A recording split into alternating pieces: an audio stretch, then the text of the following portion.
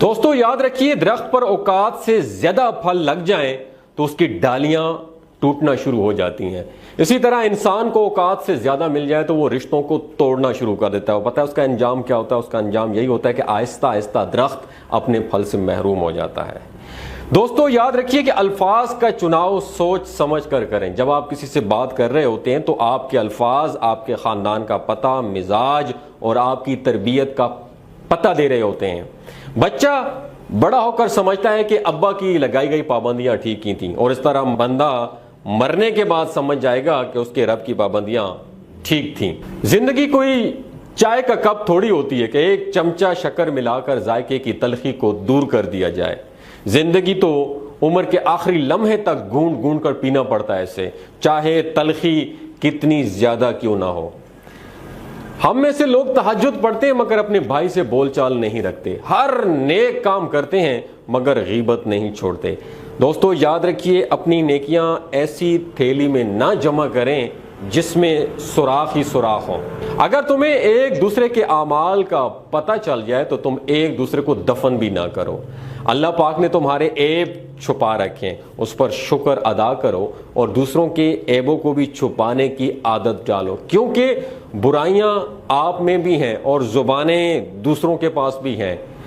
کچھ لوگ اپنے لیے ساری ساری رات جنت کی دعائیں مانگتے ہیں، لیکن دوسروں کی زندگی انہوں نے اس دنیا میں جہنم بنائی ہوتی ہے۔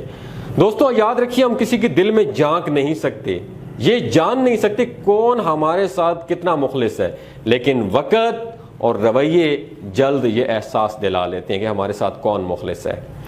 اپنی طرف سے بھرپور کوشش کیجئے، سخت محنت کیجئے، صحیح طریقہ اور جائز اختیار استعمال کیجئے، دعا کیجئے، پر امید رہیے اور نتیجہ اللہ تعالیٰ پہ چھوڑ دیں۔ دوستو یاد رکھیے، زبان دراز لوگوں سے ڈرنے کا کوئی فائدہ نہیں، وہ تو صرف شور ڈال کر اپنی بڑاس نکالتے ہیں، لیکن ڈرو ان لوگوں سے جو پی لیتے ہیں، سہ جاتے ہیں، کیونکہ وہ معاملہ اللہ کے سپرد کر دیتے ہیں۔ دوستو وہاں دیر تو ہو سکتی ہے لیکن اندھیر کبھی بھی نہیں۔ اگر آپ پریشان ہو رہے ہیں کہ ہر چیز آپ کے ہاتھوں سے نکل رہی ہے اور حالات آپ کے موافق نہیں ہیں، آپ کے اگینسٹ ہیں، تو ایک دفعہ اس درخت کے بارے میں ضرور سوچنا جو ایک ایک کر کے اپنے تمام پتے کھو دیتا ہے لیکن پھر بھی کھڑا رہتا ہے، اس امید پر کھڑا دیتا ہے کہ بہار کے دن آئیں گے۔ دوستو مجھے اتنا عجیب لگتا ہے نا کہ لوگ ہماری زندگی کا ایک پیج پڑھنے کے بعد ہماری پوری کتاب خود سے ہی لکھ دیتے ہیں۔ کوئی یہ کیسے سوچ سکتا ہے کہ حساب نہیں ہوگا، کہ وہ بخشا جائے گا؟ یاد رہے، حساب دینا ہوگا، ایک ایک آہ کا حساب دینا ہوگا، آنسو کا، تڑپ کا، بے حسی کا، بے رحمی کا حساب دینا ہوگا۔ حقوق اللہ کے بعد دوستو یاد رکھیے، حقوق العباد کا معاملہ بھی بہت سخت ہے۔ افسوس، صد افسوس کہ سبھی لوگ یہ بات بھلائے بیٹھے ہیں۔ صدقہ جاریہ کی نیت سے دوستو یہ ویڈیو، یہ انفارمیشن ضرور شیئر کیجئے گا اور مختلف گروپس میں شیئر کیجئے۔ ہو سکتا ہے آپ کے شیئر کیے گئے یہ چند الفاظ کسی کی زندگی بدلنے کا ذریعہ بن جائیں اور آپ کے لیے اخروی نجات کا سبب بنے۔